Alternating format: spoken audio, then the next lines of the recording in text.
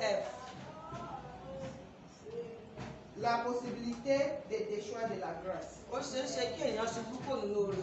C'est notre enseignement de l'Église apostolique numéro 4. Numéro 10. La possibilité de déchoir de la grâce. Amen. Amen. Selon notre leçon, objectif de nos leçons ce matin, c'est de montrer que bien que la grâce soit suffisante pour garder un croyant jusqu'à la fin, chaque croyant possède un libre arbitre qui peut le faire se retirer du salut en acceptant que la foi en Christ seul ne suffit pas pour le salut. Lépa ẹ̀kọ́ láti fi hàn pé bí ó tilẹ̀ jẹ́ pé oore ọ̀fẹ́ wà lẹ́kùnrẹ́rẹ́ láti pa onígbàgbọ́ mọ́ títí dé òpin. Onígbàgbọ́ kọ̀ọ̀kan ní àǹfààní láti yàn lọ́fẹ̀ẹ́ èyí tí ó lè mú kí ó kúrò nínú oore ọ̀fẹ́ yìí nípa gbígbà pé ìgbàgbọ́ nínú Kristi nìkan kò lè tó fún ìgbàlà. Amen. Dans notre leçon précédente, nínú ìlépa ẹ̀kọ́, c'était débattu ici que c'est pas possible pour l'homme de vivre sans mentir, sans péché. Wọ́n sọ ní pé kò ṣeéṣe fún ènìyàn kó máa gbé láì má parọ́ láì má dẹ́ṣẹ̀. Mais je vous ai dit que c'est possible qu'on vive sans péché. Wọ́n sọ fún wa pé ó ṣeéṣe kéèyàn máa gbé láì dẹ́ṣẹ̀ láì má parọ́. C'est la raison de la venue de Jésus sur la terre. Ìdí nìyí tí Jésù fi wá sórí ilẹ̀. Il nous a sauvés. Ó gbà wá là. Et la Bible déclare, Bíbélì wípé si quelqu'un en Jésus-Christ, ẹ bá wà nínú Jésù, il est devenu un nouveau créature. ó di ẹ̀dá tuntun. Toutes les choses anciennes Ohun àtijọ́ sont passées. wọ́n ti kọjá. Si les choses anciennes n'ont pas passé dans ta vie, Ohun àtijọ́ bá ti kọjá nínú ayé wa. ça veut dire que tu n'es pas encore sauvé. Ìdí nìyí pé àti ìgbà wá là. Amen. Amen. C'est la raison de notre leçon de ce matin. Ìdí nìyí ní nípa ẹ̀kọ́ wa ti Tu as òwúrọ̀. reçu la grâce de Dieu. A ti gba oore ọ̀fẹ́ Ọlọ́run. Tu connais la vérité. A mọ òtítọ́. Mais toi aussi, tu peux décider ce que tu veux. Ṣùgbọ́n àwa náà lè pinnu ohun tí a Tu fẹ́ peux ṣe. choisir A lè yàn de rester láti wà dans le salut de Christ nínú ìgbàlà Jésù ou bien de quitter dedans. tàbí láti kúrò nínú rẹ̀. Comment on peut déchoir de la grâce? Báwo la ṣe lè ṣubú kúrò nínú oore En ọ̀fẹ́? continuant dans nos péchés. Láti máa tẹ̀síwájú nínú ẹ̀ṣẹ̀ wa. Péché qui ainsi facilement nous enveloppe. Ẹ̀ṣẹ̀ tó rọrùn láti fò mọ́ wa láti dì mọ́ Tant wa. que mensonge, Irọ́, colère, ìbínú, amen, àmín. critique, Ká mọ sọ̀rọ̀ ẹni lẹ́yìn. que Dieu nous aide. Àmín. Au matin, Ní òwúrọ̀ yìí, notre leçon ẹ̀kọ́ wa nous appelle ó ń pè wá de choisir láti yàn de rester tàbí láti dúró dans la grâce. nínú oore C'est ọ̀fẹ́. vrai que grâce est suffisante, Òótọ́ oore ọ̀fẹ́ tó, mais ça dépend de toi, ṣùgbọ́n ó wà lọ́wọ́ wa. ça dépend de moi Ó wà lọ́wọ́ mi de choisir ce qu'on veut. láti yan ohun tí a fẹ́. C'est comme notre question d'évolution de la semaine Ó passée. dàbí ìbéèrè ìjíwọ̀n ara ẹni ti ọ̀sẹ̀ tó kọjá. Il nous demande Wọ́n bi wá léèrè. qu'est-ce qu'on veut choisir, Èwo ni o fẹ́? la malédiction Ìbùkún tàbí ègún? ou bien bénédiction. Ègún tàbí ìbùkún? Et puis nous tous on a levé nos mains que c'est la bénédiction. Gbogbo wa náwó pé ìbùkún la Mais la fẹ́. question continue. Ìbéèrè tó tẹ̀síwájú òtítọ́ On ni. peut confesser que je veux la A lè bénédiction. sọ wípé mo fẹ́ ìbùkún. Mais la vie qu'on mène, Ṣùgbọ́n ìgbé ayé tà ń gbé, est-ce que c'est vrai pour la bénédiction? ǹjẹ́ ó rọ̀ mọ́ ti ìbùkún? C'est la même chose qu'aujourd'hui. Bákan náà ni Il lónìí. y a l'église, Wọ́n wà ní qui ṣọ́ọ̀ṣì. attend la parole de Dieu. À ń gbọ́rọ̀ Ọlọ́run. Est-ce que c'est basé sur la grâce de Jésus? Ǹjẹ́ a dúró lórí oore ọ̀fẹ́ Ọlọ́run?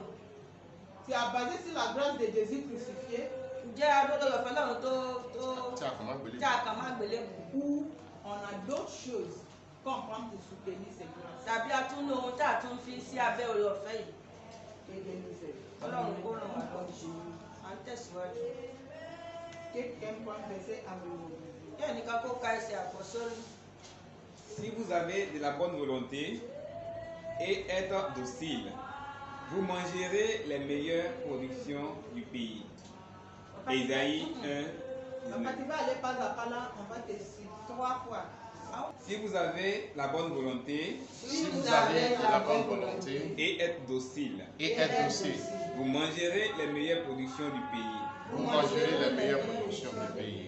Si vous avez la bonne volonté Si vous avez de la bonne volonté et êtes docile, et êtes aussi, vous mangerez les meilleures productions du pays. vous mangerez les meilleures productions du pays. Si vous vous avez la bonne volonté Si vous avez de la bonne volonté et êtes docile, et êtes docile, vous mangerez les meilleures productions du pays. vous mangerez les meilleures productions du pays. Esaïe, Ésaïe 1, le verset 19. ẹ̀yin yóò ça veut jẹ dire que c'est conditionnel. èyí ni wípé ọ̀rọ̀ wà lọ́wọ́ wa C'est pas un ordre. kìí ṣe Jésus àṣẹ. te dit, soyez forcément obéissants ou dociles. Non, non, non, non. òun sọ pé dandan kó gbọ́ràn Si vous avez de la bonne volonté bẹ́ẹ̀yin bá fẹ́ et docile, tẹ̀sí gbọ́ràn mais je prie que ṣùgbọ́n wọ́n le gbàdúrà connaissance de le pays soit nos partages au nom de kí Jésus. kí Pour èrè náà kó avoir tẹ̀ cela, ìlú wa sois obéissant. ẹ jẹ́ ká gbọ́ràn Il n'y a pas deux chemins pour cela. kò sí ọ̀nà méjì fún èyí Tu ne peux pas choisir de désobéir a ò lè yan àìgbọ́ràn et espérer d'avoir le bon position de la àwa máa retí àti ìjèrè ilẹ̀ náà La grâce pour obéir, orí ọ̀fẹ́ láti gbọ́ràn que Dieu nous l'accorde au nom de Jésus. ọlọ́run kó fi fún wa ní orúkọ Jésù Nous entrons dans l'exposition de la leçon. a ó wọnú àlàyé lórí ẹ̀kọ́ náà 1. àkọ́rí kékeré. Ṣíṣe iṣẹ́ ìránṣẹ́ pàtàkì kan wà tí a lè fàyọ láti inú àwọn ọ̀rọ̀ tí ó ti kọjá nípa ìdájọ́ Ọlọ́run lórí búburú. Ọ̀kọ̀ọ̀kan nínú wọn rí ojú rere ńlá gbà lọ́wọ́ Ọlọ́run kí wọ́n tó kùnà ojú rere yìí pẹ̀lú Ọlọ́run tí ìdájọ́ sì wá sí orí wọn. Amen. Leçon à tirer. ẹ̀kọ́ sọ Leçon à tirer. Compagnie là, c'est pas- ẹ̀kọ́ ta ní láti fàyọ Et que ni pé les gens qu'on avait étudiés, les leçons passées, ẹ̀kọ́ tó kọjá tá a il kọjá parlait des Israélites, wọ́n sọ nípa àwọn ọmọ Ísírẹ́lì des anges àwọn áńgẹ́lì et la vie de Sodome et Gomorrhe. àti àwọn Sódómù àti Qui étaient Gòmórà jugés par Dieu. tí wọ́n ṣe Ils ìdájọ́ ont wọn une nípa fois Ọlọ́run bénéficié de la grâce et bonté de l'Éternel. wọ́n ti jẹ orí ọ̀fẹ́ nínú orí ọ̀fẹ́ Ọlọ́run àti Mais ẹwà par rẹ̀ fini, ils étaient jugés. ṣùgbọ́n ní ìkẹyìn a ṣe ìdájọ́ wọn À cause de quoi? nítorí kí ni À cause des péchés. nítorí ẹ̀ṣẹ̀ Qu'est-ce qui peut amener la condamnation sur toi? kí ló lè mú ìdájọ́ Ọlọ́run wá sórí wa De lónìí manière que tu m'attends. bá a ṣe ń gbọ́ wa yìí Qu'est-ce qui peut te faire déchirer de la grâce kí ló lè mú wa ṣubú kò nínú orí ọ̀fẹ́ qui est dans ta vie? tó wà nínú ayé wa Je t'implore ce matin, wọ́n rọ̀ wá ní òwúrọ̀ yìí décide de le laisser. ká kọ̀ sílẹ̀ Avant que ça ne soit trop tard. kó tó pẹ́ Tu connais ta vie. a mọ ayé wa Je connais ma mo vie. mọ ayé mi La grâce pour faire un changement. orí ọ̀fẹ́ tá fi yí padà Accorde au nom de Jésus. Ọlọ́run kó fi fún wa ní orúkọ Si Dieu Jésù n'est pas épargné les gens passés, tí Ọlọ́run ò bá kó àwọn tí tó kọjá lọ ne pense pas que toi tu peux échapper. mo rò pé bóyá àwa náà lè bọ́ bẹ́ẹ̀ o Ne pense pas que tu peux mo rò échapper. pé bóyá a lè bọ́ Tu peux le cacher devant le pasteur. a lè máa fi pamọ́ níwájú Tu pásítọ̀ peux le cacher devant tes frères et sœurs. níwájú àwọn arákùnrin wa àti arábìnrin Sache que ṣùgbọ́n kí á mọ̀ pé devant Dieu, níwájú Olúwa tout est nu. gbogbo ẹ̀ ṣe kedere Que Dieu nous aide. Ọlọ́run kó ràn wá lọ́wọ́ à ń tẹ̀síwájú. Deuxième. Ìkejì Le cas des Israéliens, particulièrement important.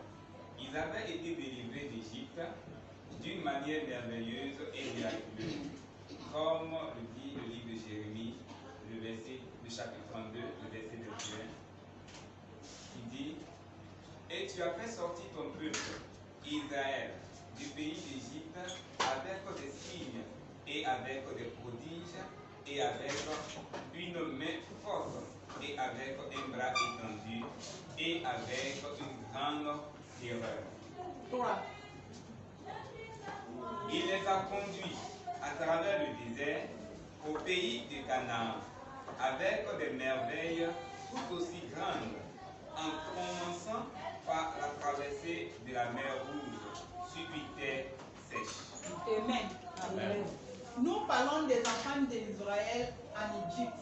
à ń sọ nípa àwọn ọmọ Ísírẹ́lì ní Egypt De manière que Dieu les a fait sortir. Ọlọ́run ṣe mú wọn pa D'une manière miraculeuse. ní ọ̀nà ìyanu Quel est notre Égypte aujourd'hui?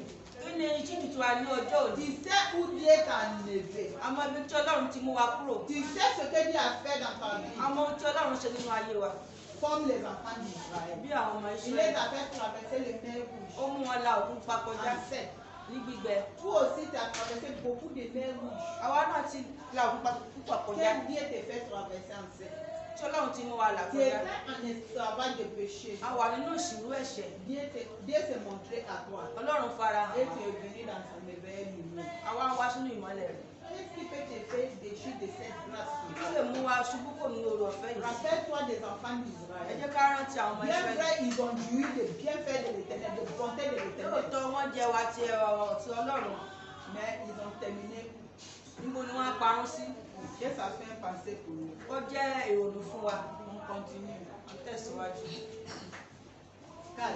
But because of unbelief, only 2 persons out of over 600,000 other plates that were numbered after crossing the Red Sea made it to land. The rest perished in the wilderness. 5. This deliverance from Egypt is well known in Scripture to typify conversion, and with Moses standing as the great deliverer, Jesus Christ. Amen. Amen. Ici, Níbí, après tous les miracles, tous les bonheurs lẹ́yìn que les gbogbo enfants ìyanu d'Israël ont joui, àti ìbùkún tí àwọn ọmọ Ísírẹ́lì rí, combien de personnes sont rentrées dans le texte? èèyàn mélòó ló wọ ilẹ̀ ìlérí? Combien de personnes qui étaient dessus? Èèyàn mélòó la parun? Ne pense pas que si je quitte à l'église, A máa sọ̀rọ̀ pé tí mo bá kúrò ní ou ṣọ́ọ̀ṣì bien si je délaisse Jésus, tàbí tí mo bá fi Jésù sílẹ̀, c'est fini. ó ti tán. Jamais. Rárá o. Malgré le nombre de personnes qui ont quitté, qui ont péri dans le désert. A dúró àwọn èèyàn tó ṣègbè Vous nípa avez dit combien de personnes? 6 000 piquets. Ìgbésí sọ pé ọgbọ̀n On ọ̀kẹ́. va les Ọgbọ̀n ọ̀kẹ́. On dit 600 000 mâles, adultes, sans compter les femmes, hein, Ọgbọ̀n ọ̀kẹ́ àgbààgbà ọkùnrin. sans compter les femmes. Láì ka àwọn obìnrin. Eux tous ont péri dans le désert. Gbogbo wọn ṣègbè ní. Est-ce que Dieu ne plus dit à cause de cela? Ṣé Ọlọ́run tó wá jẹ́ lọ́run nítorí èyí? Ọlọ́run ní jẹ́. Hein? Ọlọ́run ló jẹ́ nígbà gbogbo. Sache que ta vie Ẹ jẹ́ ká mọ̀ pé ayé wa dépend de toi. ó wà lọ́wọ́ wa. Dieu a fait ce qu'il fait. Ọlọ́run ṣe ohun tó lè ṣe. Avec dans nos mains, Omi kúkú sọ́wọ́ s'il wa. le continue. Tí mo bá Quand tẹ̀síwájú. Satan dans nous a dit pour mentir, c'est pas, pour ne pas mentir, c'est pas possible.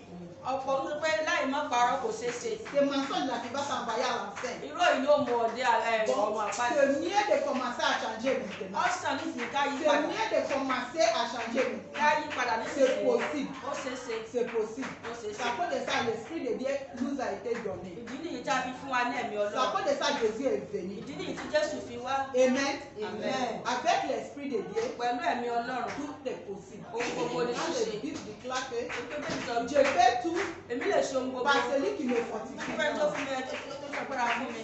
Par celui qui me fortifie, je fais Tù èmi lè ṣe gbogbo nínú Kristi Jésù ẹni tó fi agbára Parce fún que mi. c'est pour cela que Dieu nous a sauvés. Ìdí nìyí tí Ọlọ́run fi gbà Pour wá. qu'on puisse manifester sa gloire. Ká lè bá a máa fi ògo rẹ̀ hàn. Pas pour les dénoncer. Kì í ṣe pé láti máa fi. Pas pour les honner. Kì í ṣe pé láti máa dójú tì. Les vies que nous amènent, Ìgbé ayé tà ń gbé. qui amènent la honte sur Christ, Tó ń fi tó ń lójú ti Kristi. on doit changer de cela. A ní láti yí padà. La grâce pour changer. Orí ọ̀fẹ́ láti yí padà.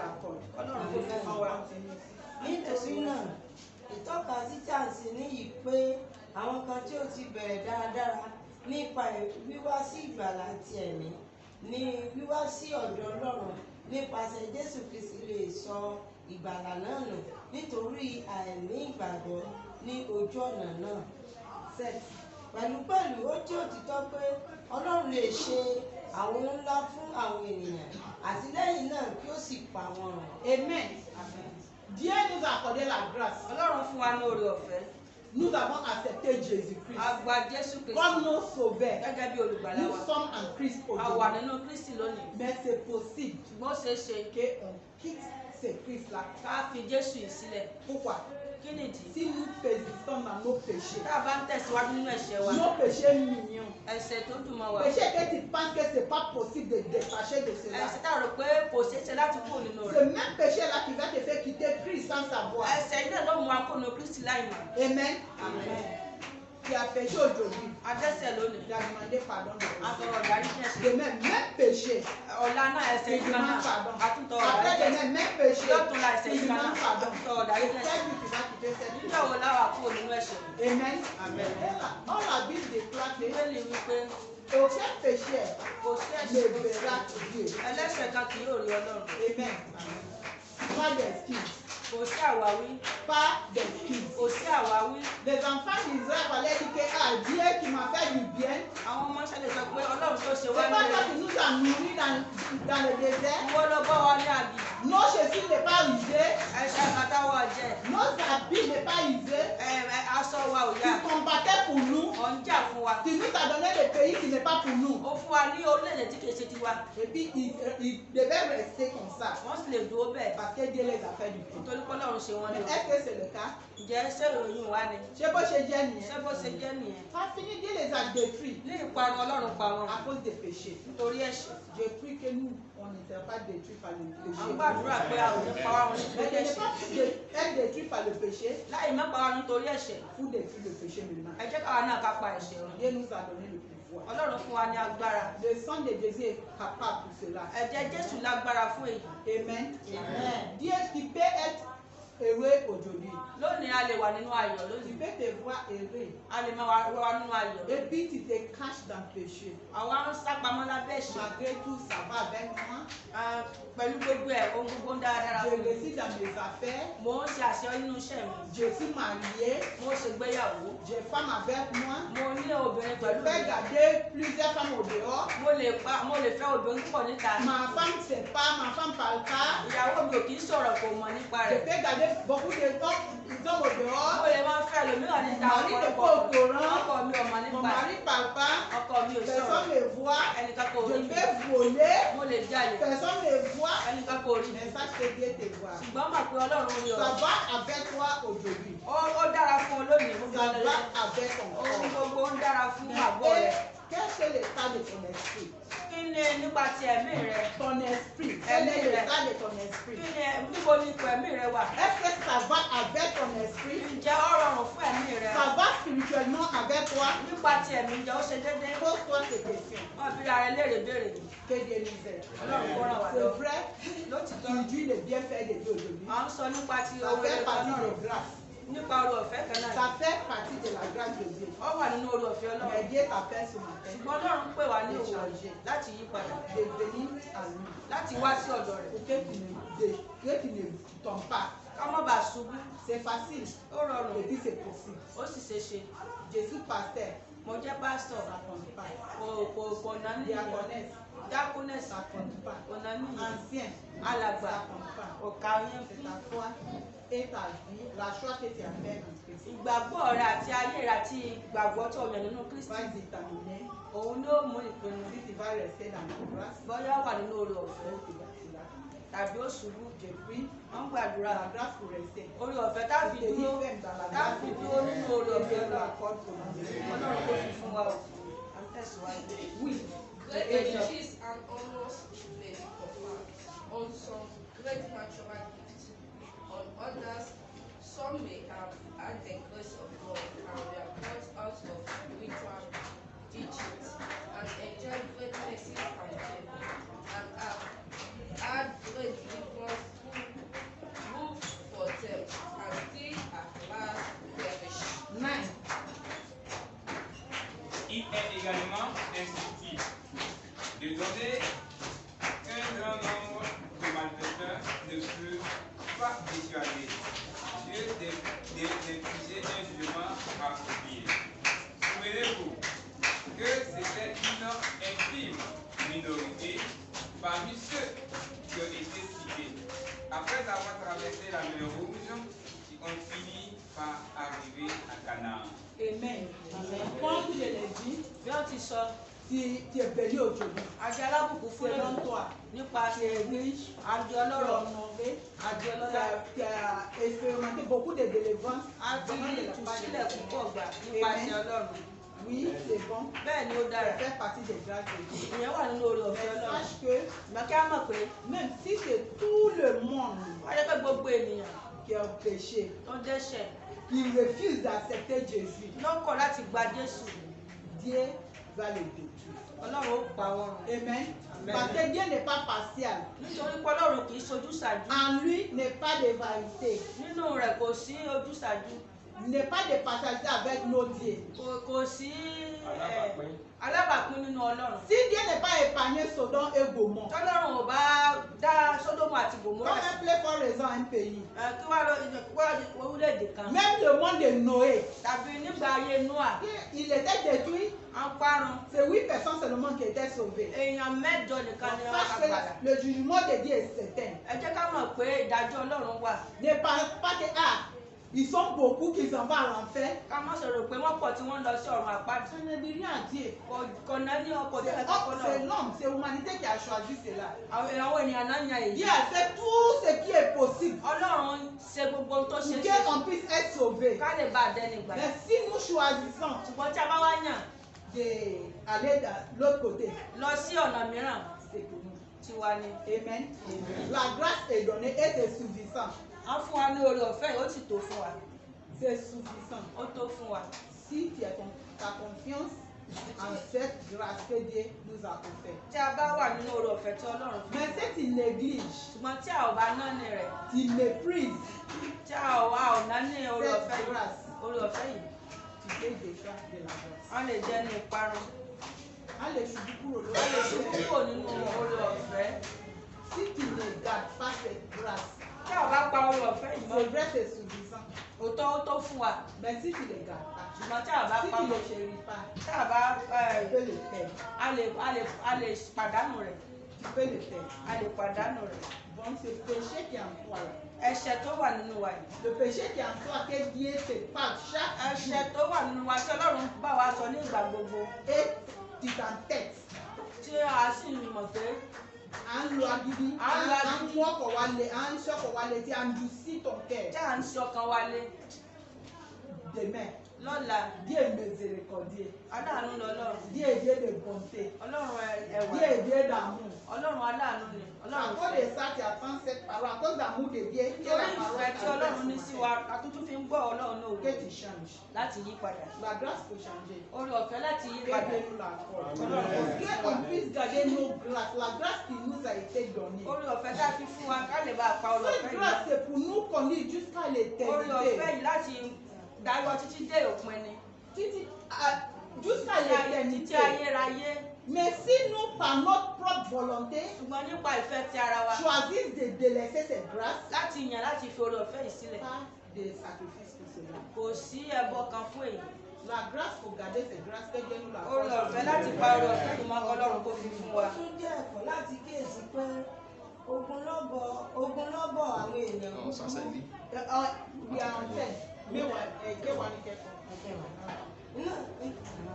is Iṣẹ́ Ọlọ́run ní ìgbà gbogbo ni ó jẹ́ bí Àìsáyà 1:19 tí ó sọ bí ẹ̀yin bá fẹ́ tí ẹ sì gbọ́ràn ẹ̀yin ó jẹ èrè ilẹ̀ náà.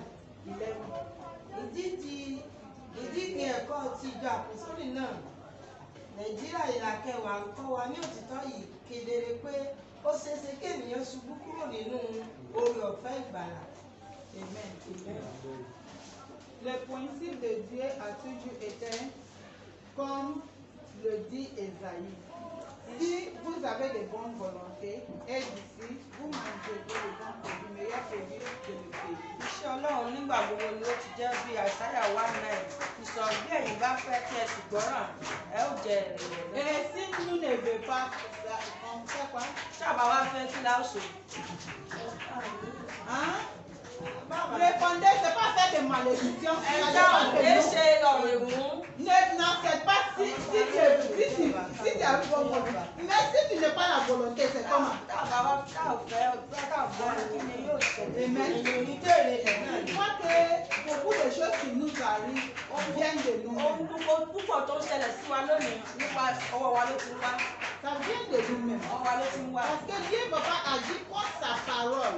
Nítorí pé Ọlọ́run ní tako ọ̀rọ̀ rẹ̀. Dieu ne va pas aller contre sa Kò ní parole. tako ọ̀rọ̀ rẹ̀. Donc tout ce que nous traversons Ohun aujourd'hui, gbogbo tá à ń là kọjá on lónìí. doit revoir nos A vies. ní láti yẹ ayé wa On wò. doit revoir notre relation vis-à-vis de Dieu, Láti yára ọ̀gbẹ́ ìbáṣepọ̀ wa pẹ̀lú Ọlọ́run. vis-à-vis de sa parole, Nípasẹ̀ ọ̀rọ̀ rẹ̀. sans accuser Dieu. Láì má da Ọlọ́run lẹ́jọ́. Amen. Amen. La grâce peut examiner nos vies pour revenir. Si la grâce de Dieu que Dieu nous l'accorde. Orí ọ̀fẹ́ láti ya ayé wa wò láti padà wá sínú orí ọ̀fẹ́ yìí kọ́ lọ́run kò sí. Bon, c'est possible de déchoir de la grâce. Ó ṣeé ṣe kí ènìyàn ṣubú kò nínú orí Mais ọ̀fẹ́. c'est dangereux. Ṣùgbọ́n ó tún léwu. C'est dangereux. Ó léwu. Toi qui as une fois goûté Ìwọ tó ti tọ́wò nígbà la kan. bonté de l'Éternel, Ẹwà Ọlọ́run. la lumière qui est dans Christ, Ìmọ́lẹ̀ tó wà nínú Kristi et tu te laisses aller, tó wá filẹ̀ tó lọ. c'est dangereux. Ó léwu. Je prie Wọ́n ń gbàdúrà. la grâce pour tenir ferme Orí ọ̀fẹ́ tá ò fi dúró jusqu'à la fin. títí di òpin. Que Dieu nous l'accorde au nom de Ọlọ́run kò fi fún wa ní orúkọ Jésus. Jésù. Bon, ne pense pas que Ká je má ṣe suis rò wípé pasteur, mo jẹ́ pásítọ̀. je suis membre d'église Mo apostolique, jẹ́ ọmọ ìjọ je àpọ́sítélì. suis chante, Mo jẹ́ akọrin. je suis enseignant d'école de Mo dimanche, jẹ́ olùkọ́ ẹ̀kọ́ ọjọ́ ìsinmi. je suis épargné. Mo kó yọ kó nínú rẹ̀, mo bọ́. Non, Rárá o. nous tous, Gbogbo wa on doit lutter a ní láti làkàkà pour rester, láti wà être trouvé nínú dans cette grâce. nínú orí Que ọ̀fẹ́ Dieu yìí. nous l'accorde. Amen. On continue. À ń tẹ̀síwájú. However, it must be carefully explained that falling from grace is not just by committing any sin. It implies not believing that faith in the sacrifice of Jesus Christ is enough for one's salvation, just as some taught in Galatians erroneously that without circumcision their salvation was not complete. Take 13. When a person comes to Christ, though the power of Christ is there to keep him or her going, he or she remains his or her free will. Free will. Amen. Ici, Níbí yìí, la Bible déclare que Bíbélì sọ notre pé enseignement dit cependant, il doit être sérieusement expliqué que des choix de la grâce n'est pas simplement en commettant un péché.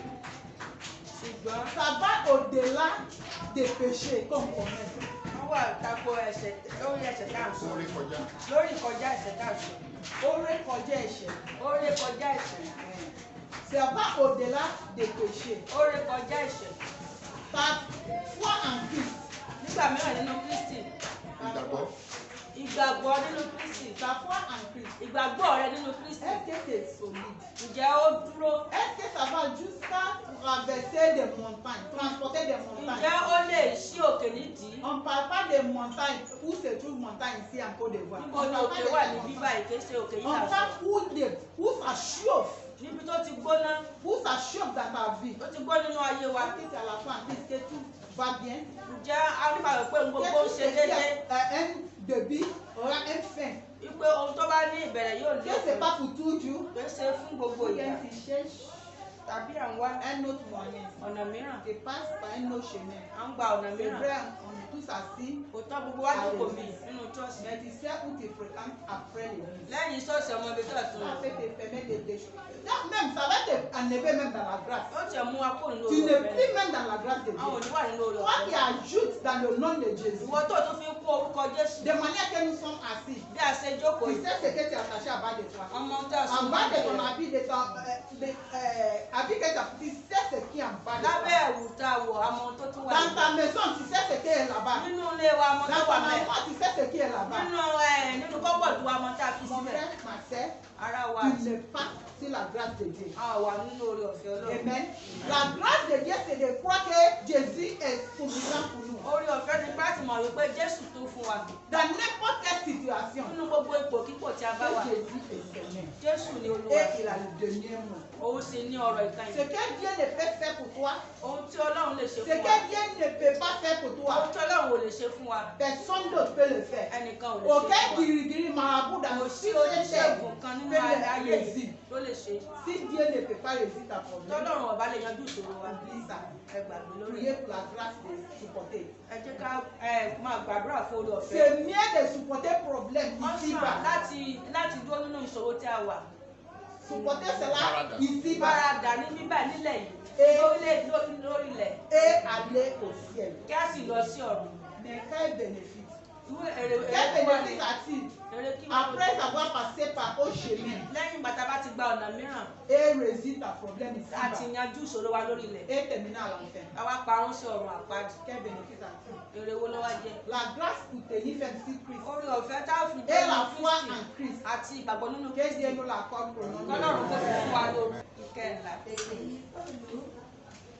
èyí pẹ̀lú fi hàn wípé ó ṣeéṣe láti má ṣubú kúrò nínú oore ọ̀fẹ́. Pétérù kejì orí kìíní ẹsẹ̀ kẹwàá sọ pé nítorí náà ará ẹ túbọ̀ máa ṣe àìsinmi láti sọ èpè àti yíyan yín ti dájúdájú nítorí bí ẹ̀yin bá ṣe nǹkan wọ̀nyí ẹ̀yin kì yóò kọsẹ̀ láé.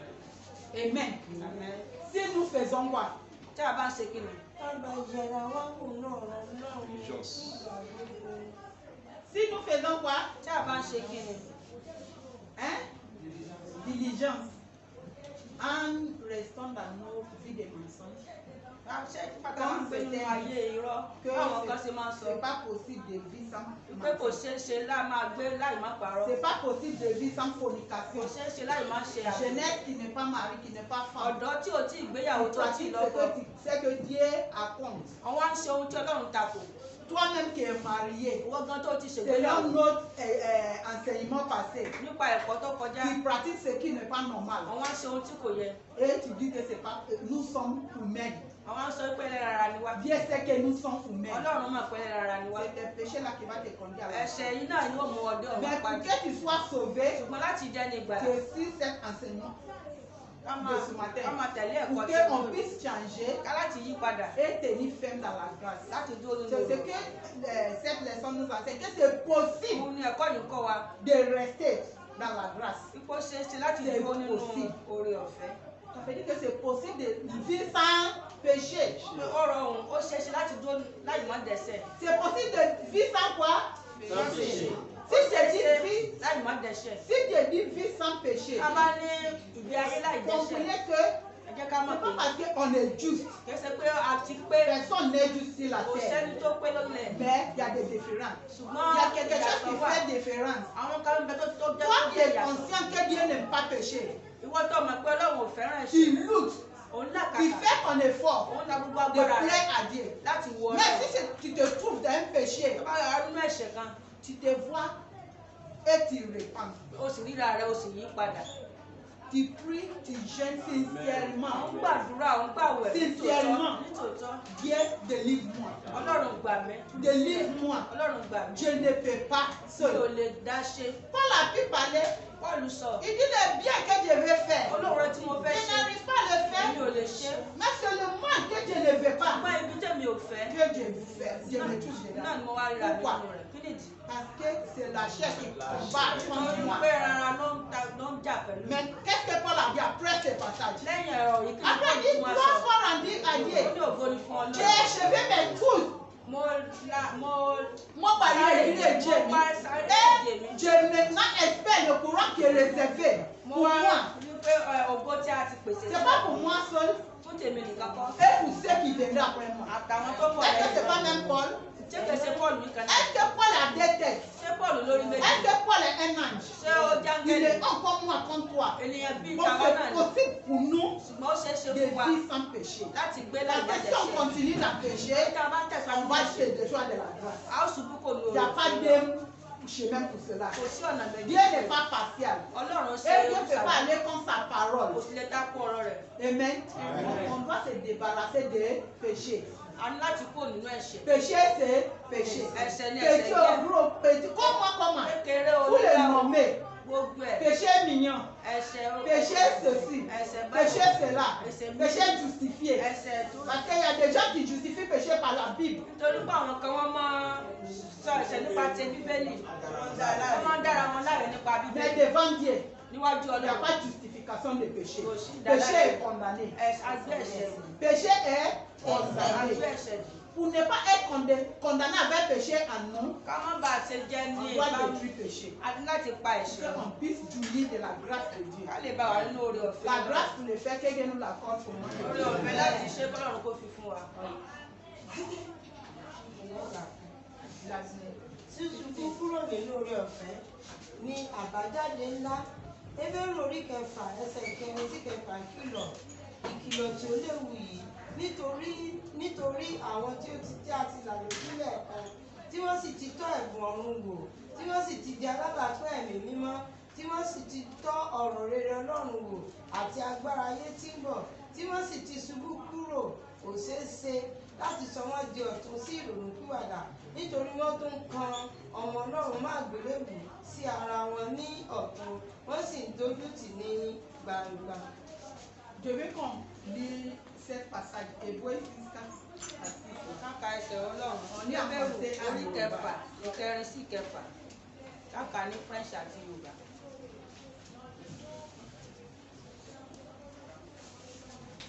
Hébreux 6:4-6, verset 4-6.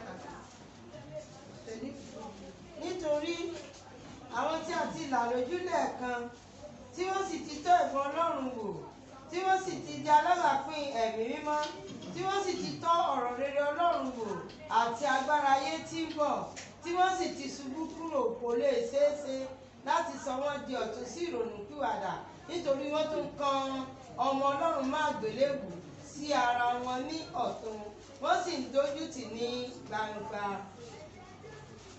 Car il est impossible que ceux qui ont été une fois éclairés, qui ont goûté le don céleste, qui ont eu part au Saint-Esprit, qui ont goûté à la bonne parole de Dieu et les puissances du siècle à venir, et qui sont tombés soient encore renouvelés et amenés à la repentance, puisqu'ils justifient pour leur part le Fils de Dieu et l'espouse à l'ignominie. Amen. Amen. Tu vois ici, A rí níbí c'est dangereux pour nous en tant que chrétiens. ó léwu fún wa Toi gẹ́gẹ́ qui as bí une fois onígbàgbọ́. entendu parler de Jésus, Àwa tá a ti gbọ́ pé tu as prêché de Jésus, a wàásù ọ̀rọ̀ lọ. tu as écouté la parole venant de Dieu, A gbọ́ ọ̀rọ̀ tó tọ́ et tu tó wà. tombes Àwa ṣubú pour revenir en Christ. láti tún padà wá sínú La Bible dit Kristi. c'est comment? Bíbélì pé kí ni? Hein? Kò ṣeé ṣe láti C'est impossible. Kò ṣeé ṣe. Est-ce qu'on tombe un coup? Ṣé èèyàn máa ṣubú lẹ́ẹ̀kan? Est-ce que c'est un coup on tombe? Ǹjẹ́ ṣé lẹ́ẹ̀kan lèèyàn máa ṣubú? Pour quitter sur la grâce, est-ce que c'est un coup ça Láti vient? kúrò nínú oore ọ̀fẹ́ ǹjẹ́ ẹ̀kan ni? Ça vient un peu. Díẹ̀díẹ̀ ni. Un peu à travers quoi? Díẹ̀díẹ̀ nípa kí ni? Est-ce que c'est parce que maman a donc va me pousser un peu, puis je vais quitter la grâce? Est-ce que c'est ça? C'est pas ça. C'est pas ça. C'est péché qu'on parle toujours là. Ẹ̀ṣẹ̀ tá à ń sọ nípa rẹ̀ náà ni. Un peu, ça fait rien.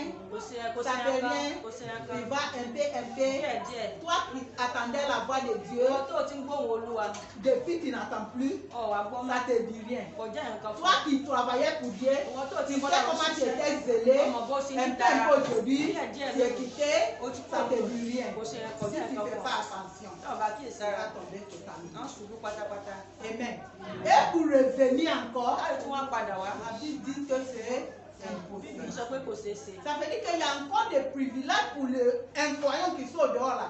Ceux qui appellent les prostituées là, des voleurs, des brigands là. Ils ont encore des grâces. Àwọn tí wọ́n wà níta tí wọ́n ń jalè tí wọ́n ń ṣiṣẹ́ tí wọ́n ń wà tí ò dáa wọ́n tún ní oore ọ̀fẹ́. Parce que demain, Torí pé lọ́la il peut attendre la wọ́n parole lè gbọ́ ọ̀rọ̀ lọ et changer le bien. láti yí padà wá Mais toi sọ́dọ̀ qui es lọ. déjà en Christ, Ṣùgbọ́n àwọn tó ti gbọ́ tó ti wà nínú Kristi luttez pour ne pas perdre cette ẹ famille. jẹ́ ká jà láti má pa ìgbàlà Parce yìí. qu'une fois perdu, Torí pé lẹ́ẹ̀kan tá a bá ti pàdánù rẹ̀ c'est fini. ó ti tán. Sauf par la grâce de Dieu. Et ça dépend de Dieu. Àfi oore ọ̀fẹ́ Ọlọ́run ó tún wá wà lọ́wọ́ Ọlọ́run. Amen. C'est pas aussi commun. Kò Ceux qui ont reçu ces grâces, dernières grâces, c'est pas àwọn commun. tí wọ́n tún oore ọ̀fẹ́ yìí gbà lẹ́ẹ̀kan sí kò pọ̀ kò C'est pas wọ́pọ̀ commun.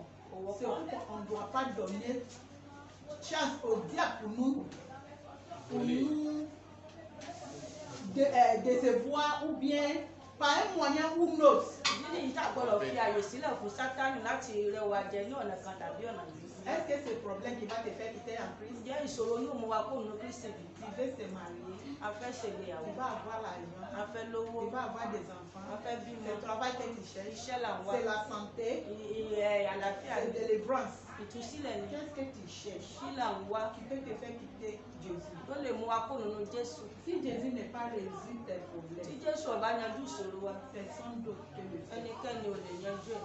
Aucun pouvoir. Kò sí agbára kan. Et même tenir les tenir fermes. Ẹ jẹ́ ká dúró nínú Et Ọlọ́run. garder sérieusement Ká sì pa la grâce lóòótọ́ que orí nous ọ̀fẹ́ avons reçue. tí a ti gbà. La grâce pour le faire. Orí ọ̀fẹ́ tá a fi Que ṣe. Dieu nous l'accorde au nom de Dieu. Ọlọ́run kò fi fún wa ní orúkọ Jésù. Amen. Wọ́n fi àyè sílẹ̀ fún àwọn bàbá.